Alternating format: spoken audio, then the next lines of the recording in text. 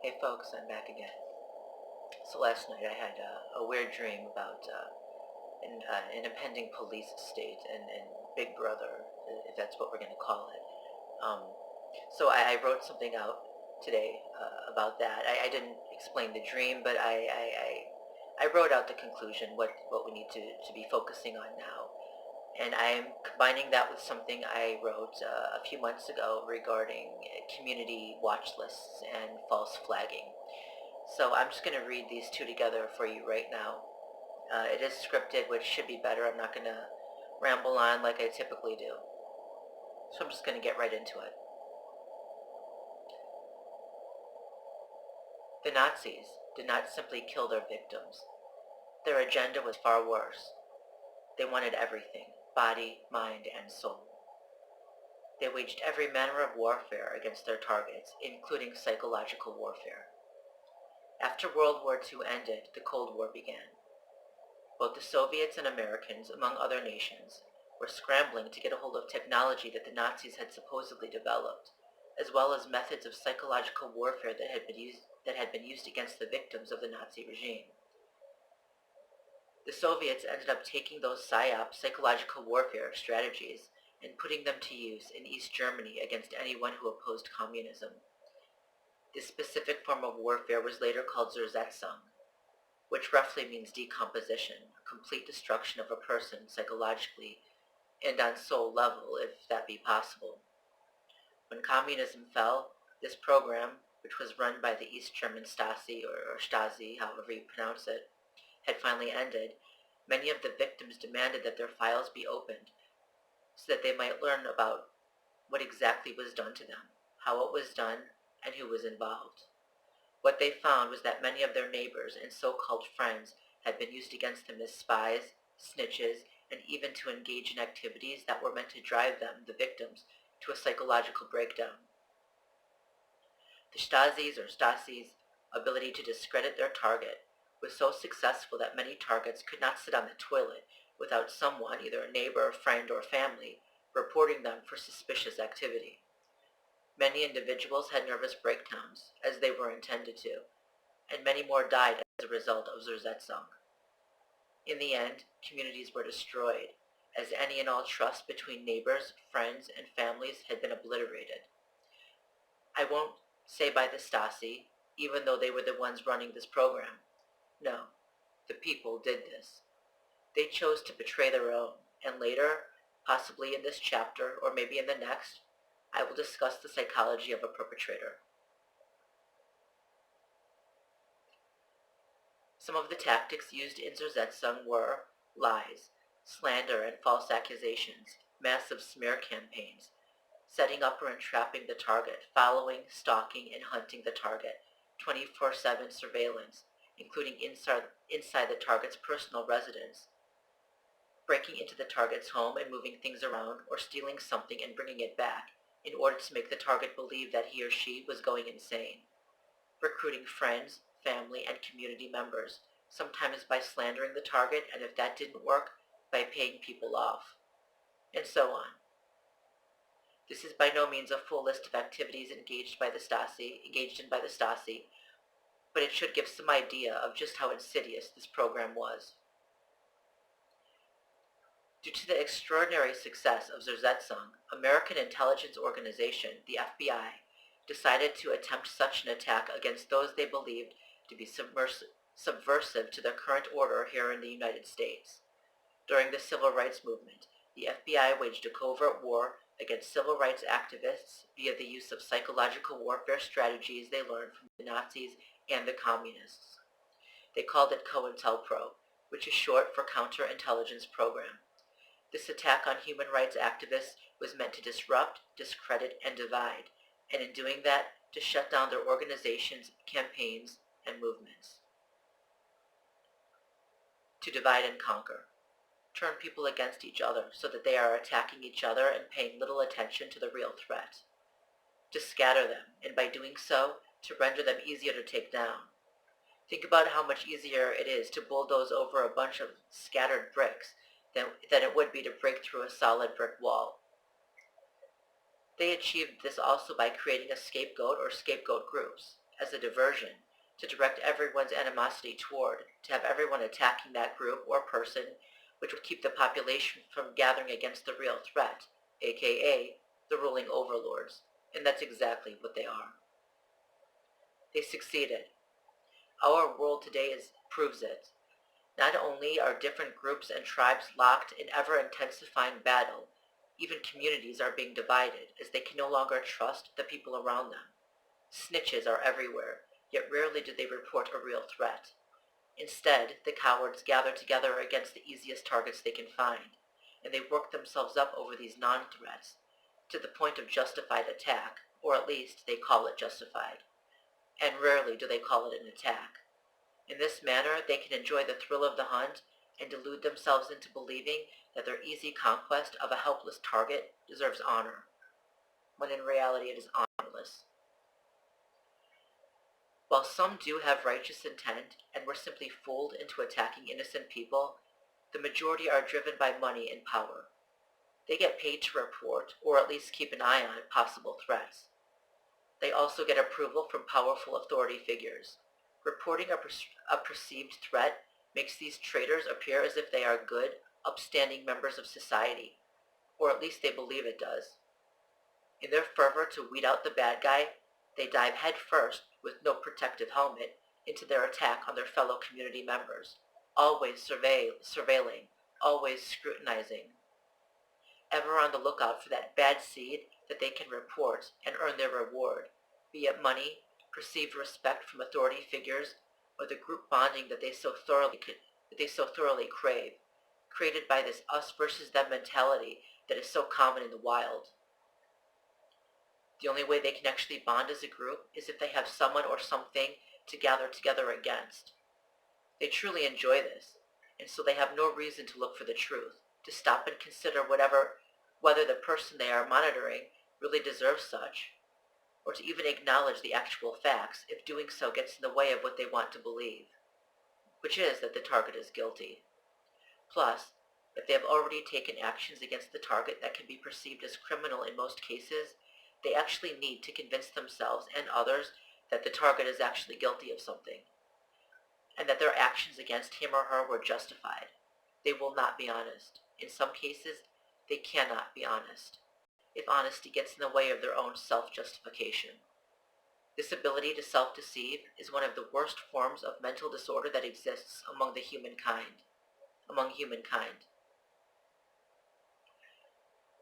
Worse still, this type of warfare has gone mainstream. It is no longer only governments who use such against their perceived enemies.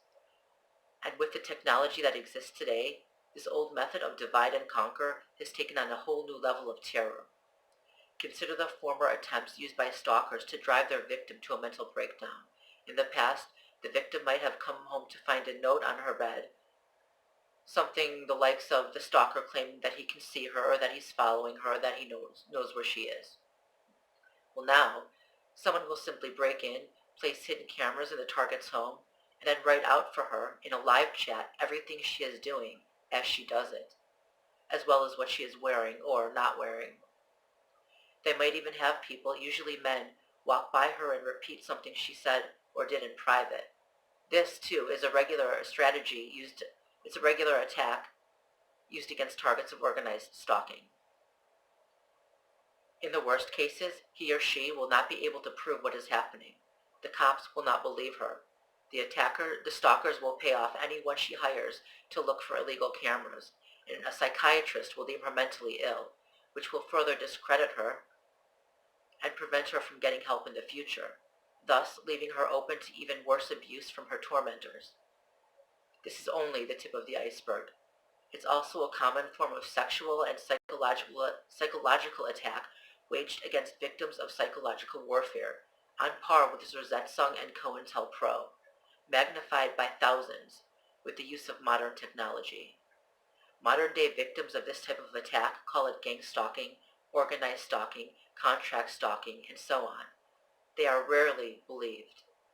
Instead, their pleas for help are used against them by the organizers behind this perverse human rights atrocity.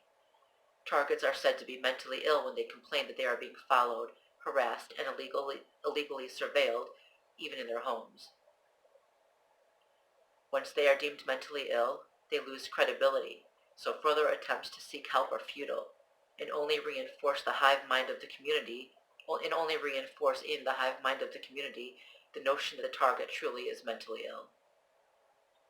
But it gets worse. What happens under the current regime when someone is flagged as a potential threat? Does the Constitution apply to them? Will they even be granted their constitutional rights? Sadly, the answer to both questions is no.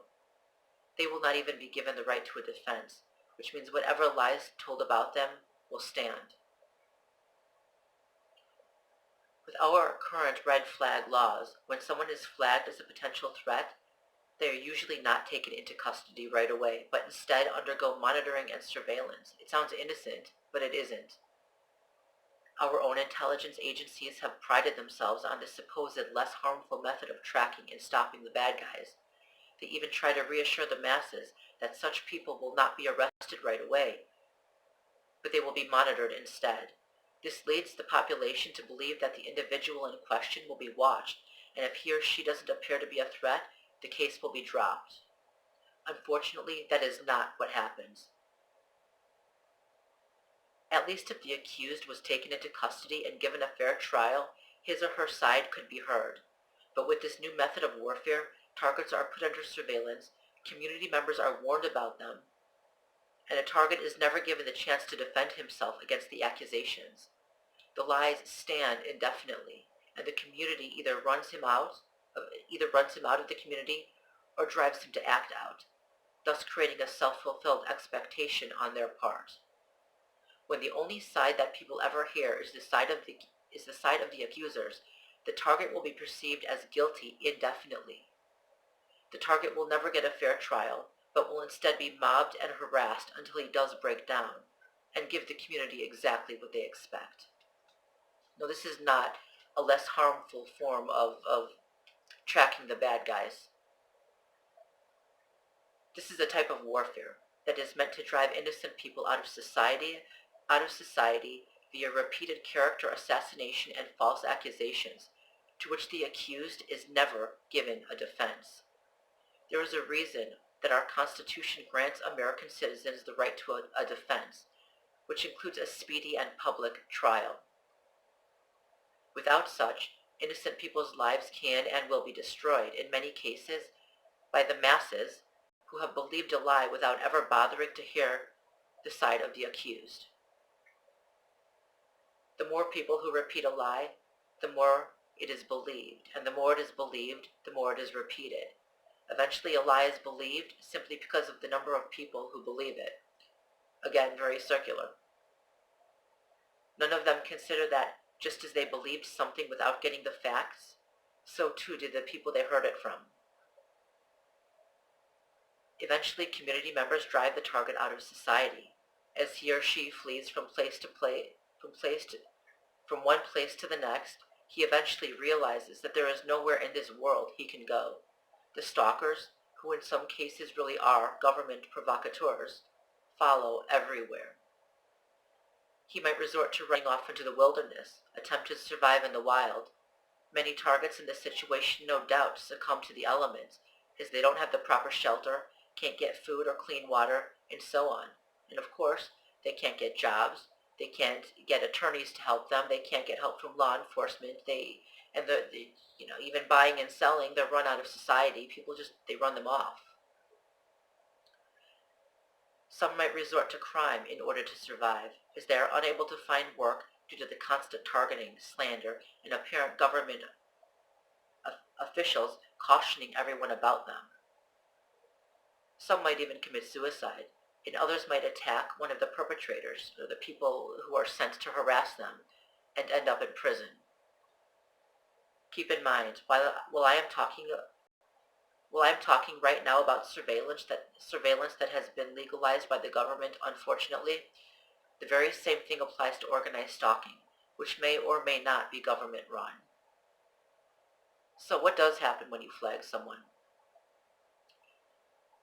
Complete and total invasion of the target's life and privacy, destruction of his or her dignity, and actions taken against him or her that, in any other situation, would be considered criminal, For example, a group of grown men following around and recording a young woman, hunting her, stalking her, driving right up to her home and sitting outside filming through her window. In any sane community, this would be deemed criminal behavior and the perpetrators would be arrested. But when you flag someone, you give the perpetrators full legal right to engage in this type of stalking and harassing, under the guise of legitimate investigation. And make no mistake, the perpetrators love their job. I'm sure you can understand why. Some of these monsters will even resort to placing video cameras in the person's personal residence, including the bedroom and bathroom. That's what they did to Julian Assange at the Ecuadorian embassy. They literally put video cameras in the bathroom and filmed him and his unwitting guests on the toilet. And they got away with it because they did it under the guise of legal and justified surveillance. This is what the world has become. This is the nightmare world that our governments are trying to condition us into accepting. A world in which we, as human beings, are trivialized down to animals in a zoo, without rights even over our own bodies, as we are being watched and invaded in every possible situation, even on the toilet. Kind of like how rowdy teenagers might video a dog taking a dump, just so they can point and jeer and mock. It's entertainment to them. Remember, it's human beings behind those cameras. They're not gods. These are humans, imperfect, and many totally corrupt. That's who you're letting watch you. Okay, that's what we're creating here. Civilian snitches and the perpetrators of gang stalking are enabling all of this. Again, I would have no problem if the real bad guys were being brought down and prevented from causing harm. But that isn't what's happening. Instead, innocent people are being targeted for destruction. Sometimes by a vigilante group they piss off, and sometimes, I'm assuming, by a government that wants to shut them up. Now, when it comes to average citizens who are under investigation by the government due to someone false flagging them, this type of surveillance, meaning cameras in the bathroom and so on, will probably not start. This type of surveillance will probably not start with cameras being placed in their private residence, unless they really are targets of organized stalking. But in the end, the situation could and probably will escalate to that point. Yes, even if it begins as a legitimate investigation by a government agency. It is because of how these investigations are run. Okay? They're meant to drive the target insane. When the target begins to show signs of insanity, more surveillance is then initiated. Okay? So what happens first when you flag someone? Well, a lot of things happen at the same time. The target's home phone is bugged. His or her computer, emails, and accounts are hacked by the surveillance team. In many cases, the target will know that he or she is being hacked, as he or she will receive mobile prompts of another device accessing his or her accounts. The target will change his or her password, and within a few minutes, the same thing will happen again. He will receive absolutely no help from the police, or she will receive absolutely no help from the police, who have already been warned that this person is under surveillance. The target will, at this point, have no clue what is happening, only that someone is hacking into all of his accounts, and that law enforcement officials who are supposed to serve and protect refuse to help. He will also begin to notice people following him around. If he lives in a more isolated area, he will see more cars driving by, stopping by his home, sitting there for a while, looking in his direction. If he lives in a city, he will notice people following him around, sometimes the same people, sometimes different people, to different locations around the city. At some point, this person will begin to panic, obviously. Someone has hacked his or her computer and accounts. There were strange devices on his network. People are following him around in person, and the cops refuse to help. Now what does he do? He will begin to wonder if America itself has been conquered quietly by some enemy that has no value for our Constitution. Is it already too late? At this point, he is going to begin showing signs of stress and anxiety. This will be used against him. The surveillance team will then contact every community he has been a part of, Even if all they do is ask questions, this will create fear in the community, especially if the person contacting them seems to have legitimate legal power. Now there will be growing suspicion in the community towards the target, and they will make it known. They can't help it. They will whisper, turn away when he walks by. Those who are friendly will become cold, some might even become hostile, and he will notice them communicating in secret, not just whispering as he walks by, but frantically whipping out their phones and texting upon seeing him. The community itself will make known to the target that something is going on, though they won't tell him what it is. This will be increased if the powerful appearing authority figure, who may or may not be official law enforcement, begins to caution the community about the target in question. Again, don't get me wrong, people should have the right to know if someone around them might pose a threat to the community. The problem is that innocent people are often added wrongfully to community watch lists, deemed falsely as a threat. Community members, some of whom might have good intentions, but many more who are thoroughly enjoying the thrill of the hunt and possibly financial reward, will not stop to consider that maybe the person they are helping to monitor, aka destroy, might be innocent, and that their own actions are causing his obvious outward distress. In many cases, these community members will even help track the target, sending his or her location and other identifying information to whoever organized the hunt, which is exactly what this is. They might even break into his apartment, steal something, move something, or tamper with the food, something that in all other situations would be considered illegal. They will do this because someone who appears to have authority asked them to, and they will feel no remorse. In fact, most will enjoy the power this gives them over someone else. The target might be fired from his job after his employer is notified, or if he has been job hunting, he will be turned down over and over again. After all, who's going to hire someone who's being monitored by a supposed legitimate government agency? Are you beginning to understand how serious this is when you pick up that phone to flag someone?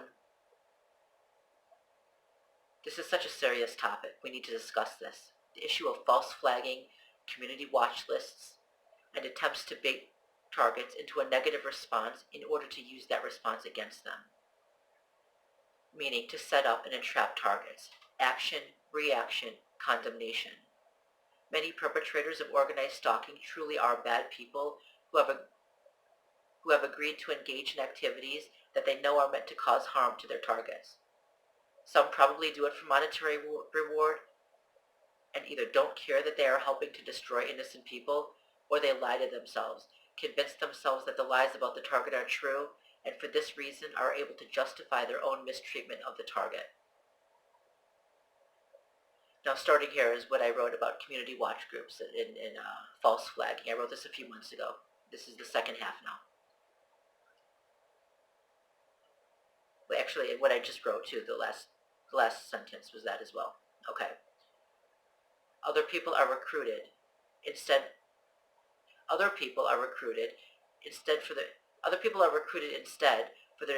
their desire to protect their community from harm.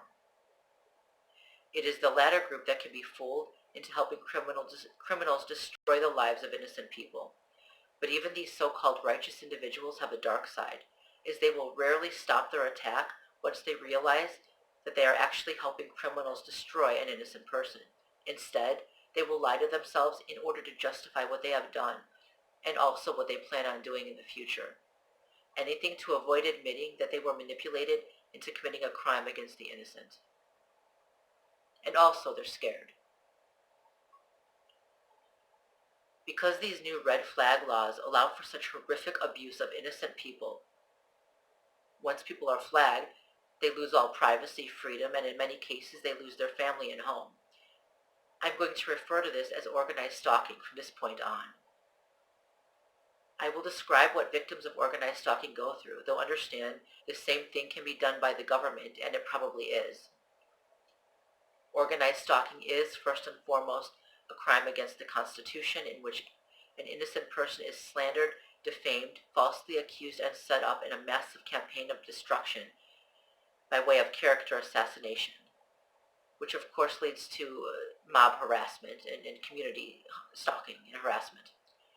The target is denied due process, is never allowed a defense, and in many cases isn't even informed of what the accusations are. Community members are warned about the target. He or she might even be falsely reported to a legitimate community watch group, which makes the accusations against him more believable. Community members are also ordered to refrain from mentioning to the target that he has been flagged as a threat or a potential threat. The denial of a target's due process by refusing to inform targets of the nature of the accusations made against them, along with the refusal to allow them a defense, violates both the 6th and 14th Amendments to the United States Constitution. The refusal to allow the accused a chance to defend himself or herself leaves him in a constant state of perceived guilt. As the community hears only one side, the side of the accusers, the target is never able to clear his name. It creates in the community a never-ending state of suspicion toward the accused, and leaves him at the mercy of numerous individuals who believe they are doing the right thing by monitoring, following, tracking, and harassing someone who they believe to be a potential threat. Some even justify committing criminal activity against the target, who they are convinced deserves to be punished and or surveilled in a manner that is typically illegal. This type of extrajudicial punishment in the form of mob harassment is entirely illegal. Worse, many of these community vigilante members help the criminal stalkers, who in some cases might be government provocateurs, track the target's every move, which places the target in an increasingly dangerous situation. This also prevents the target from being able to find employment, housing, and other necessities, as no one wants to have anything to do with someone who they have been led to believe might pose a threat. And word spreads, and people gossip, and they're expected to. That's how this works. Okay, the masses are used for this purpose.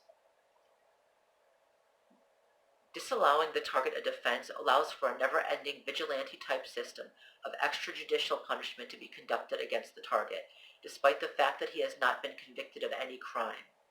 Since the target is never told of the accusations against him and is never given a chance to defend himself, he will always be looked upon with suspicion. I know I'm repeating myself, but this is important. You need to understand it, and I will repeat it until it's understood.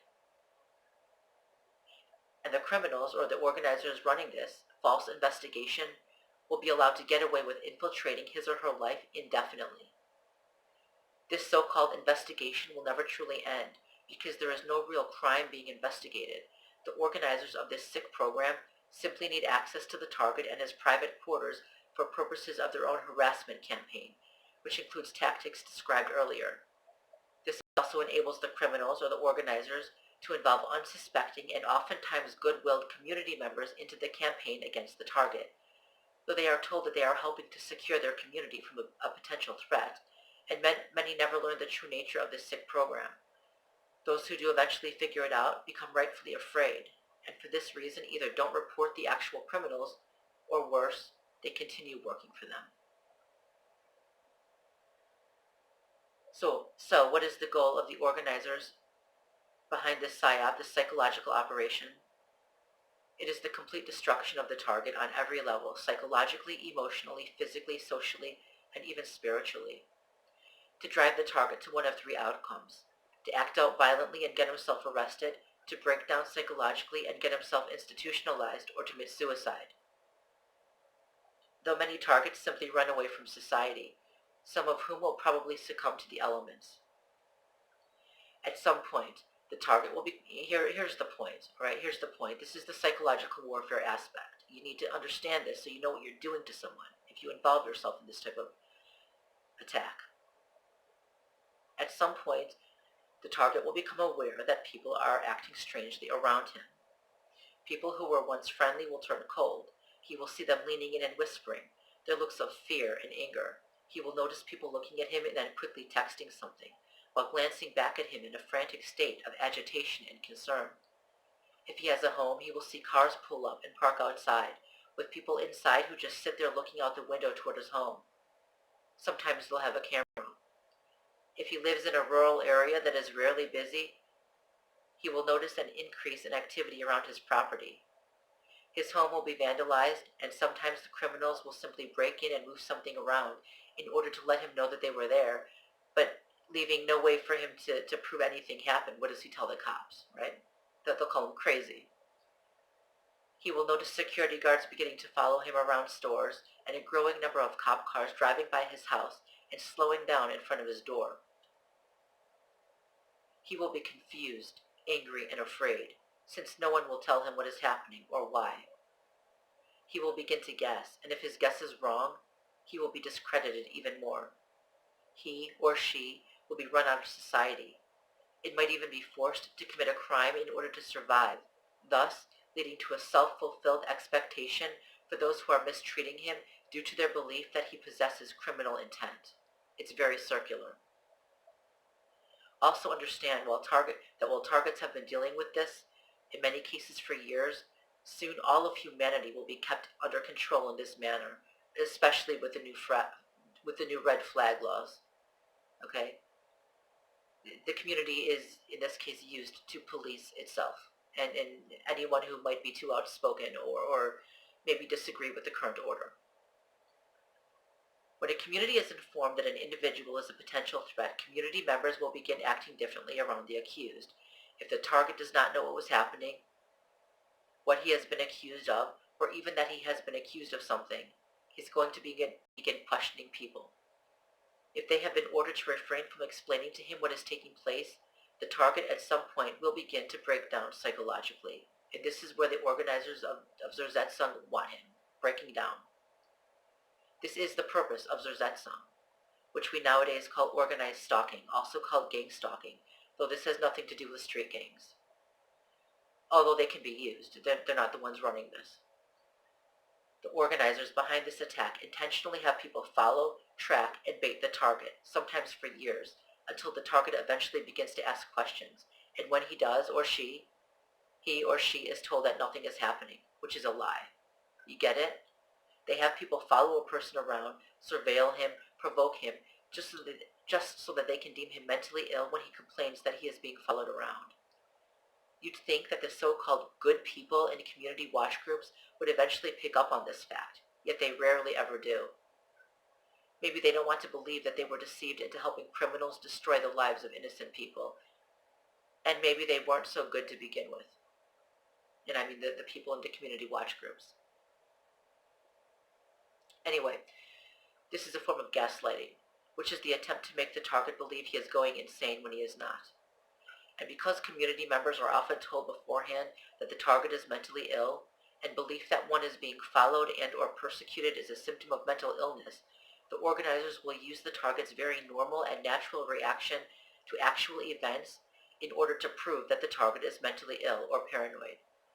As the target begins to show signs of psychological distress or trauma, he gives the organizers the reaction they have been waiting for, so that they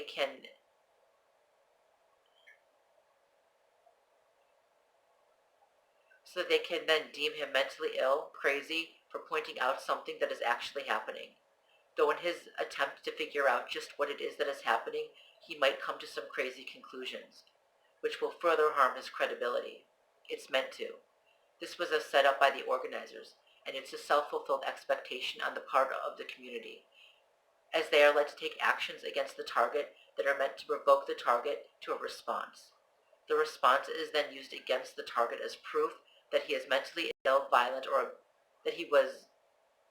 The response is then used against the target as proof that he was mentally ill, violent, or a bad seed all along. One huge self-fulfilled expectation. Just to let you know, I got a notice. I think that space, wherever I was recording, the space ran out, so it's going to be saved to a second file, so I might have to either make two videos. It's still recording. I might just have to put these together in editing, so we'll see what happens. That's why I looked up and stopped for a second. Okay. Worse still, many of the warning signs that community members are told to watch out for are also symptoms of PTSD, or post-traumatic stress disorder, and signs of severe trauma. The more the target is mobbed and tracked by community members and hunted by his or her abusers, who are the organizers behind this, the worse his anxiety becomes. And the worse his anxiety becomes, the more credibility is given to the false claims against him. This is especially true if there has been physical abuse or a past physical assault, included in the harassment by the organizers running this evil and illegal program. Worse, if there has been sexual abuse, the target is forced to accept that his or her abusers are there, surrounding her, infiltrating her life, that community members are allowing this and in some cases enabling it, and that there is nothing she can do to make this stop. She is forced to confront her abusers on a daily basis as they convince unsuspecting community members that the target poses a possible threat and must be monitored around the clock. Not only must the target come face to face with his or her abusers, she must do so while maintaining a neutral facade, as any hint of anger or anxiety will be used against her to prove that she needs to be monitored 24/7 around the clock. Again, it's very circular. In this manner, the abusers gain full 24/7 access to the target. This is the circle of death. The organizers in this case are creating in the target the very signs and symptoms that they, the organizers, have deemed to be signs of mental illness or a potential threat. Anyone who is forced to deal with their abusers daily and nightly, knowing that the abusers have complete access to them, their home, their personal space, and so on, will begin to show signs of trauma and even PTSD. Thus, as the community allows the abusers access to the target under the guise of monitoring a potential threat, the target's worsening mental state due to the invasion of privacy and illegal surveillance will provide all the proof that the community members need that the target is indeed mentally unstable. In this manner, abuse victims will be flagged over and over again for showing signs of abuse, which will lead to quote-unquote concerned community members to deliver the target right into the hands of his or her abusers. Programs such as this are not meant to stop crime, but to push innocent people to the brink. These programs destroy lives, and instead of stopping the real bad guys, they help the actual criminals destroy innocent people. Covert harassment such as this is even more dangerous in our current climate, where red flag laws will have average citizens who know little about psychology and even less about covert psychological warfare flagging anyone whose behavior might resemble what they've been taught to look out for, which is also behavior associated with trauma and PTSD. And so, as the perpetrators continue to provoke the target into a response and then deny everything, the target continues to give the perpetrators all the ammo they need to discredit the target as mentally ill or potentially violent. Setups such as this can have innocent people flagged as dangerous threats and sane people deemed mentally ill and institutionalized, as the criminals engaging in this type of warfare walk free, passing themselves off as pillars of the community. Average citizens must be made aware of the fact that their actions can lead to innocent people being charged with crimes and sane people being deemed insane. Once again, targets of community watch hit lists, which is exactly what they are, they're hit lists, will be aware of the fact that they are being followed, surveilled, and looked upon with suspicion. Yet when the community members monitoring them deny that the target is being monitored, the target will be deemed mentally ill, paranoid, and delusional for the belief that he or she is being followed and monitored. It's very circular. It's also a crime to set someone up on false charges or to have them labeled with a false diagnosis. And if anyone asks you to engage with a person in this manner, you might want to question their integrity. Okay, if they tell you that they're a legitimate legal authority, do your research and find out if they actually are, because they know what they're doing. They just don't think you will understand it. This is what happens when you flag someone. The criminal destruction of innocent people's lives must be stopped. Those who have information regarding these programs must inform the public immediately. Now, don't get me wrong. As I said, people should be allowed to know if there is a potential threat in their community. But once they are recruited to engage in actions against the so-called threat, and those actions appear to be illegal or an attempt to provoke, community members need to take a step back and ask themselves what exactly it is that they're doing. Ask these questions. What are we involved in? Is what we are being asked to do to this person even legal? Is it productive? Is this really a means of keeping the peace, or are these actions more likely to provoke? And if these actions seem provocative, meaning an attempt to provoke the target, are we being used to set someone up? Anyone with righteous intent will ask these questions, as they don't seek to harm others. I would assume they would therefore not want to be used in order to harm others. Of course, I am only talking about community watch groups here, and not the worst of the perpetrators who do have intent to harm. The statute of limitations must be removed, as we cannot allow those involved to simply go back to their lives after destroying the lives of others, only to have this crime become public a generation from now, when the criminals involved in this can no longer be prosecuted. In the past, crimes such as this, whether the Stasi's Zersetzung, the FBI's COINTELPRO, or the CIA's MKUltra, were eventually discovered, and certain aspects, maybe a fraction of what actually took place, were released to the public decades after the crimes began, and the criminals involved were either dead or protected by the statute of limitations. We must not allow that to happen this time. The monsters running this sadistic program must be brought to justice, along with anyone who worked for them and had knowledge of what they were involved in. Right. So, communities are being destroyed, as people can no longer even trust their own friends. They can't even trust their own family.